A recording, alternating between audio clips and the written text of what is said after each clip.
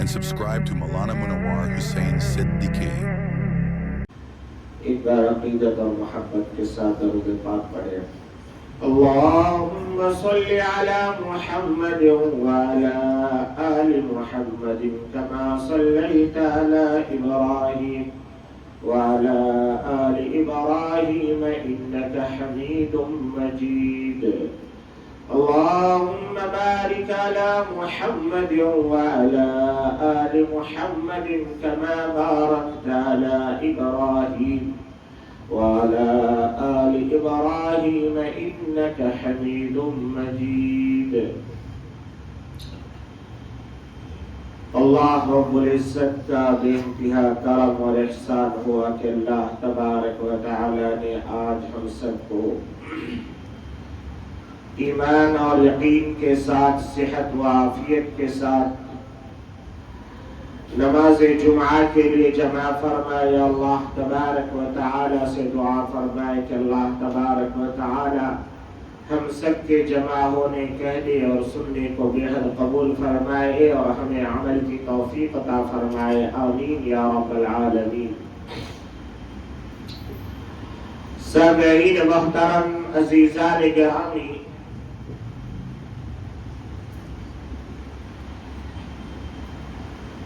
آج جو میں نے قرآن حکیم کی آیت کریمہ تلاوت کی ہے وہ سورۃ البقرہ اور تیسرا جز کی پہلی آیت ہے. اللہ تبارک و تعالی نے اس آیت میں فرمایا تِلْكَ الرُّسُلُ فَضَّلْنَا بَعْضَهُمْ عَلَى بَعْضٍ، یعنی کہ ہم نے رسولوں میں سے بعض رسول کو فضیلت عطا فرمائی بعض پر. درجے کے اعتبار سے بھی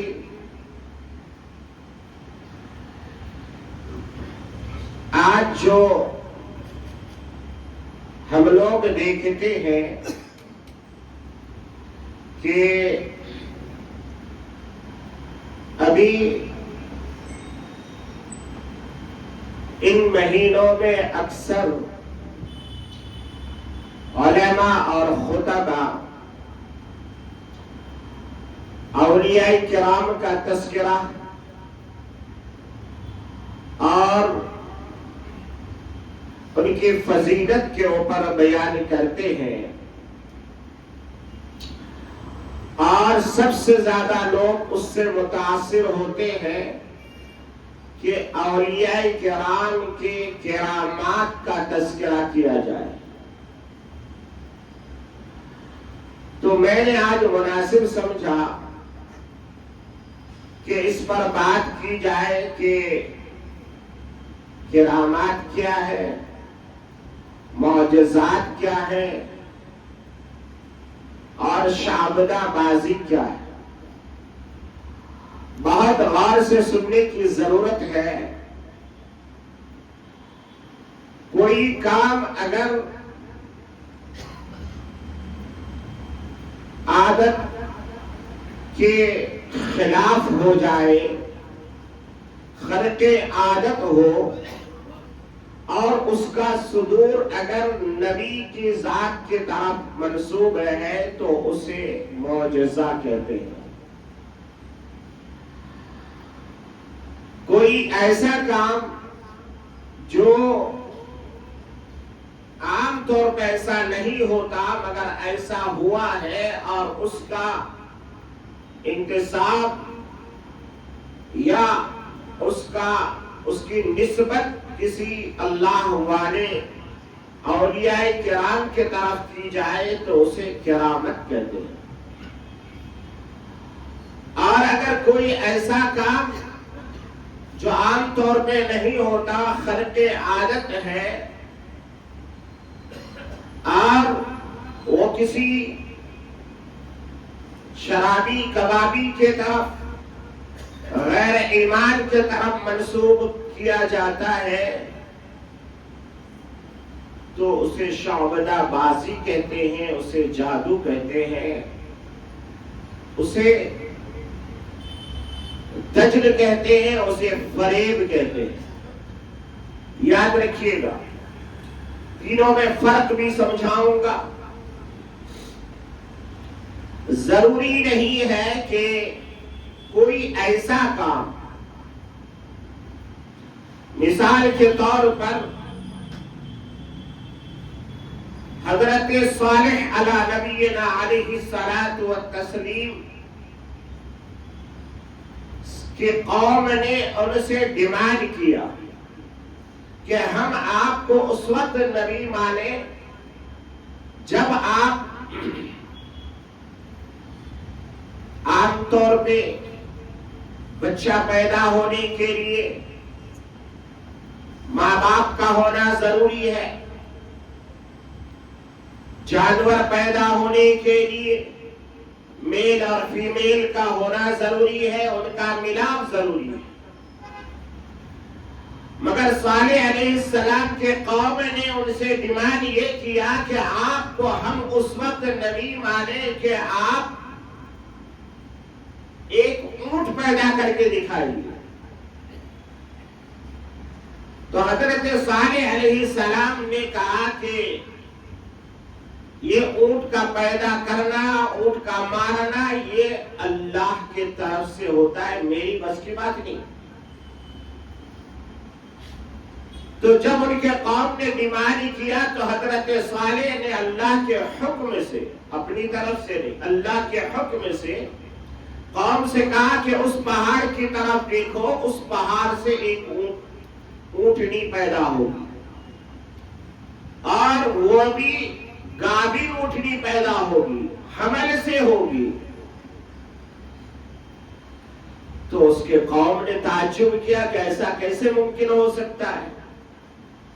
تو تھوڑی دیر میں دیکھا ان کے قوم نے اس پہاڑی کے طرف ٹکٹکی باندھ کے دیکھتے رہے، اس پہاڑ میں جنبش ہوئی اور وہاں سے ایک اونٹنی، گابن اونٹنی پیدا ہو کے نیچے آئی۔ حضرت صالح علیہ السلام نے اپنے قوم سے مخاطب ہو کے کہا کہ دیکھو، تم نے ڈیمانڈ کیا تھا، اب اللہ نے بھیج دیا ہے، اب اس اونٹنی کی حفاظت کرنا، اس کے کھانے پینے کا انتظام کرنا تمہارے اوپر واجب ہے، ضروری ہے۔ اگر تم نے اس کے بارے میں ذرہ برابر بھی توہین کیا تو پھر عذاب الہی سے تمہیں کوئی بچا نہیں سکتا۔ یہ یاد رکھیے۔ اب دیکھیے، اونٹنی کا پیدا ہونا، جانور کے پیٹ سے پیدا ہوتے ہیں، مگر پہاڑ سے نہیں ہوتے، مگر کیونکہ نبی نے اپنے رب کے حکم سے اونٹنی کو ایک پہاڑی سے نکالا، معلوم یہ ہوا اس کی نسبت نبی کے طرف، تو یہ کیا ہے؟ یہ معجزہ ہے، یہ معجزہ ہے۔ مثال اور دی جا سکتی ہے، حضرت موسیٰ علیہ الصلاۃ والتسلیم کے زمانے کی بات ہے کہ حضرت موسیٰ علیہ السلام کی پرورش کہاں ہوئی؟ فرعون کے محل میں، اور وہیں پر پرورش ہوئی، وہیں پر وہ بڑے اور جوان ہوئے، اور پھر ان سے ایک قبطی کا موت واقع ہو گئی۔ پھر وہ وہاں سے اپنی جان بچانے کے لیے نکل گئے اور پھر مدین پہنچ گئے۔ حضرت شعیب علیہ السلام کے یہاں آپ کی تربیت ہوئی، اور ایک لمبا واقعہ ہے۔ پھر اللہ تبارک و تعالی نے حضرت موسیٰ علیہ السلام کو نبوت سے نوازا، اور پہلا کام یہ کہا کہ جاؤ فرعون کو دعوت دو، فرعون کو دعوت دو۔ تو فرعون کے سامنے حضرت موسیٰ گئے، تو فرعون نے کہا کہ موسیٰ کیا بات ہے؟ کہا کہ میں تمہیں دین کی دعوت دینے کے لیے آیا ہوں، توحید کی دعوت دے آیا ہوں۔ بولا دلیل کیا ہے؟ تم تو میرے ساتھ رہے، میری نعمتوں میں پلے بڑھے، میں جو کھایا وہ تمہیں کھلایا، میں جہاں سویا وہاں تمہیں سلایا، میری نعمتوں کا تو انکار کرتا ہے اور تو دوسری خدا کی دعوت دیتا ہے، بتاؤ دلیل کیا ہے؟ تو حضرت موسیٰ علیہ نبینا علیہ الصلاۃ والتسلیم اللہ کے طرف رجوع ہوئے کہ اللہ اب تو یہ دلیل مانگ رہا ہے اور یہ کہہ رہا ہے کہ کیا تم سے بہتر کوئی لوگ نہیں ملا کہ تجھے نبی مان لو؟ تو حضرت موسیٰ کو اللہ نے حکم دیا کہ اے موسیٰ، یہ جو تیرے ہاتھ میں لاٹھی ہے، جو تیرے سسر نے تجھے انعام دیا ہے، اس لاٹھی کو ذرا زمین پہ ڈال دو۔ قرآن کریم میں اللہ تبارک و تعالی نے اس واقعے کو سورہ طٰہٰ کے اندر بہت تفصیل سے ذکر فرمایا۔ اللہ تبارک و تعالی نے حضرت موسیٰ علیہ السلام سے کہا القی عصاک، اے موسیٰ ذرا لاٹھی کو ڈال دے زمین پر۔ جیسے زمین پر لاٹھی کو حضرت موسیٰ نے ڈالا تو دیکھتے کیا ہے، وہ ابھی ڈنڈا تھا، مگر زمین پہ گرتے ہی وہ بہت بڑا ایک اژدہا سانپ بن گیا۔ حضرت موسیٰ پیچھے ہٹنے لگے، بھاگنے لگے۔ اللہ تبارک و تعالی نے نبی سے کہا لا تخف، اے موسیٰ ڈرنے کی ضرورت نہیں، خذ بیدک، اسے پکڑ لو اپنے ہاتھ سے۔ پھر کہا کہ سنعیدھا سیرتھا الاولی، فرمایا اے موسیٰ تو ڈنڈے کو جیسے ہی ہاتھ لگائے گا، یعنی اس اژدہا پہ ہاتھ لگائے گا، میں اسے پھر دوبارہ اسی حالت میں واپس کر دوں گا۔ جو ڈنڈا تھا اسی ڈنڈے کو پھر دوبارہ سانپ کو پھر ڈنڈا بنا دوں گا۔ یہ بنانے والا کون ہے؟ اللہ ہے۔ اب یہاں اصل پوائنٹ پر میں آپ کو لانا چاہتا ہوں، اگر انسان یہاں پر یہ کہ ڈنڈا کو سانپ بنانے والا اور سانپ کو ڈنڈا بنانے والا یہ موسیٰ کا کمال ہے، تو یہی مشرک ہے، یہی سے شرک کا دروازہ کھلتا ہے۔ اولیاء کرام کے دست مبارک سے، ہاتھ سے ہو سکتا ہے بے شمار کرامات کا ظہور ہو جائے، کسی کو زندہ کر دینا، کسی کو مردہ کرنا نہیں، اللہ کا کام ہے، کسی نبی کا کسی ولی کا کام نہیں۔ ابھی یہاں پر جو علماء، خطبہ اور کچھ بیوقوف قسم کے مولوی جو ہے، حضرت سیدنا عبد القادر جیلانی محبوب سبحانی رحمت اللہ علیہ کی طرف ایسے ایسے واقعات کا انتساب کرتے ہیں، منسوب کرتے ہیں، ہم ان کے ادب و احترام کے قائل ہیں، ان سے یہ سارے کام ہونا ہم مانتے ہیں، مگر وہ نہیں کرتے، اللہ کرتے ہیں، فرق صرف۔ تو حضرت موسیٰ نے جیسے ہی ڈنڈے کو زمین پہ ڈالا تو سانپ بنا۔ تو فرعون نے کہا کہ یہ تمہاری نبوت کی دلیل ہے؟ کہا تو کہا ٹھیک ہے، بات کریں گے تم سے، اب جاؤ۔ حضرت موسیٰ آ گئے۔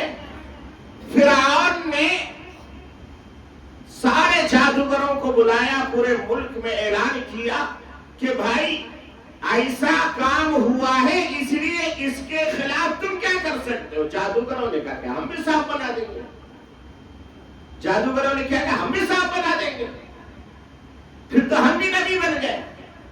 تو سارے ہزاروں کی تعداد میں جادوگر جمع ہوئے اور حضرت موسیٰ علیہ الصلاۃ والتسلیم، ہمیشہ یاد رکھیے گا جو اللہ پر بھروسہ کرتا ہے وہ کبھی بھی لا و لشکر پر بھروسہ نہیں کرتا، وہ اللہ کی قدرت پر بھروسہ کرتا ہے۔ وہ ہمیشہ غریب ہوتا ہے، اس کے پاس ہتھیار نہیں ہوتے، اس کے پاس جنگ لڑنے کے لیے پرمانو بم نہیں ہوتا، وہ اللہ کی طاقت پر بھروسہ کرتا ہے۔